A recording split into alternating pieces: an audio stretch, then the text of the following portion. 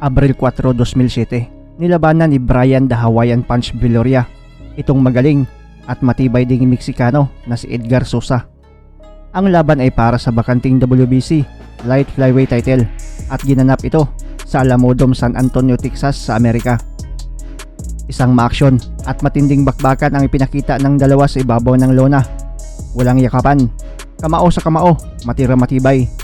Sobrang dikit ng naging bakbakan pero nanaig ang Meksikano. Panalo si Edgar Sosa via majority decision at tinanghal na bagong WBC World Light Flyweight Champion.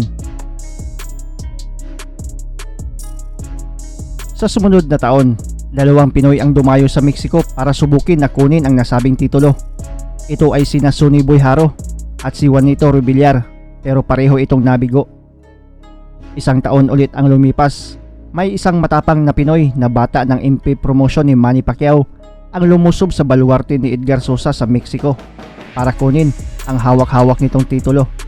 Ito ay si Rodel Mayol alias Kid Rapido, Batang Mandawi. Ito ang panglabing isang pagdepensa ni Edgar Sosa sa kanyang titulo at bago ang laban ay galing sa 4 na sunod-sunod na panalo itong si Sosa via knockout, habang ang Pinoy challenger na si Mayol ay galing naman sa pagkatalo kay Ivan Calderon via technical decision. El Iron Boy, Ivan Calderon. Kaya naman sa mata ng karamihan ay talagang dihado ang ating kababayan, lalo na't ginawa pa ang laban sa lungga mismo ng kalaban. May record itong champion na si Sosa na 37 wins with 5 losses, habang 25 wins, 4 losses at 1 draw naman itong Pinoy challenger. 30 anyos na itong Meksikano, habang si Mayol ay 28. Parehong orthodox stance at sintangkad lang din sila. 4 na beses nang napalaban sa world title itong Pinoy alias Kid Rapido, Batang Mandawi, pero ang lahat ng ito ay talo. Kaya naman sa pang-5 world title kontra kay Edgar Sosa ay makikitang determinado itong manalo. Uhaw na uhaw sa pinakauna niyang pandaigdigang titulo. Kahit sa baluarte pa ng Meksikano ang laban ay di ito inatrasan.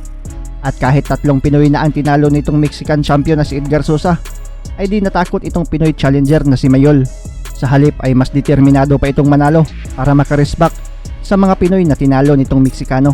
At di nga nabigo itong si Rodel Mayol alias Kid Rapido dahil ang kalabang kampiyon na tumalo kay Haro, Rubillar at Viloria ay 2 rounds lang sa kanya, durog na ang mukha. Panalo via second round TKO at sa wakas, nakuha niya ang kauna-unahang pandaigdigang titulo. Sabay nating balikan ang laban ng Pinoy challenger na si Rodel Mayol alias Kid Rapido, Batang Mandawi kontra Mexican defending champion na si Edgar Sosa.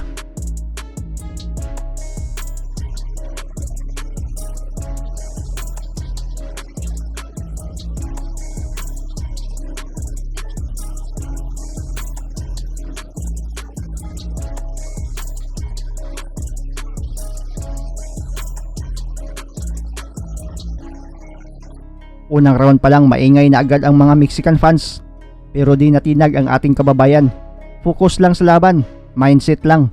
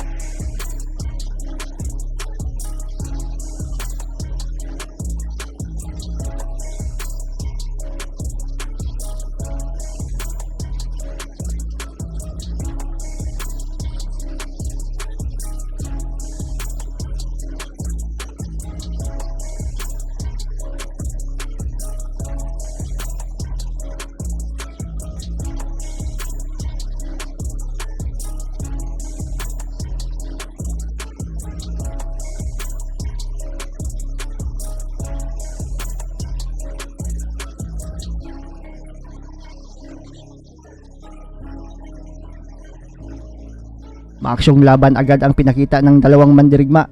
Palitan ng mga kombinasyon, walang atrasan, talagang purong suntukan lang.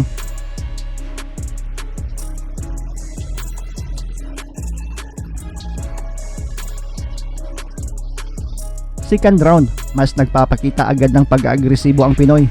Kaso nga lang, isang headbutt agad ang nangyari na kung saan naputukan sa ibaba ng mata itong defending champion.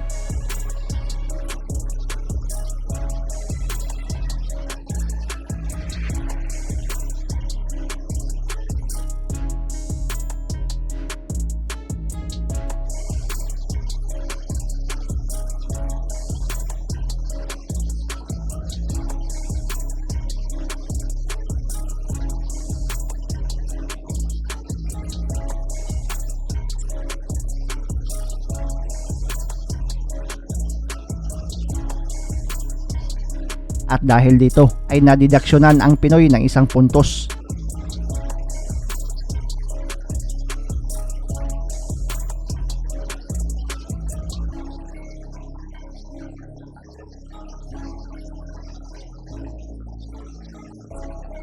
Tuloy ang laban, gustong bumawi ng Pinoy sa puntos. Nagpakawala agad ito ng malupitang kombinasyon na talagang nasalo ng champion at nagpabagsak dito.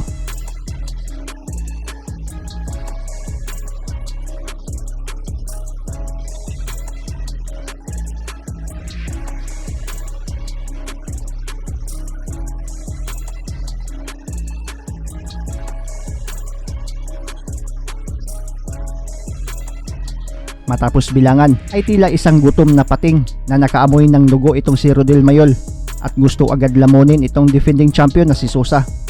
Nirapido ng suntok ng Pinoy alias Kid Rapido itong kalabang duguan. Di na nakabawi kaya inawat na agad ng referee at tinapos na agad ang laban para maiwasan ang mas malala pang kapahamakan.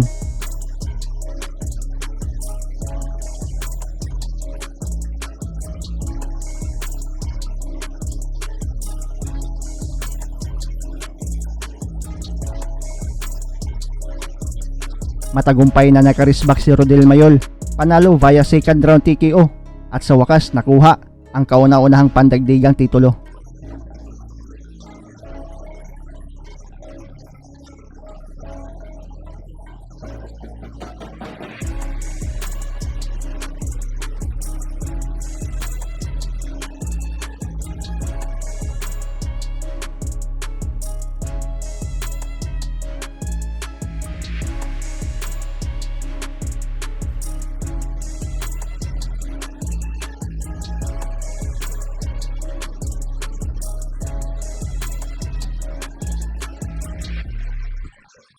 Hi guys, this is Mark Magnifico Magsayo. You are watching Channel Manoy.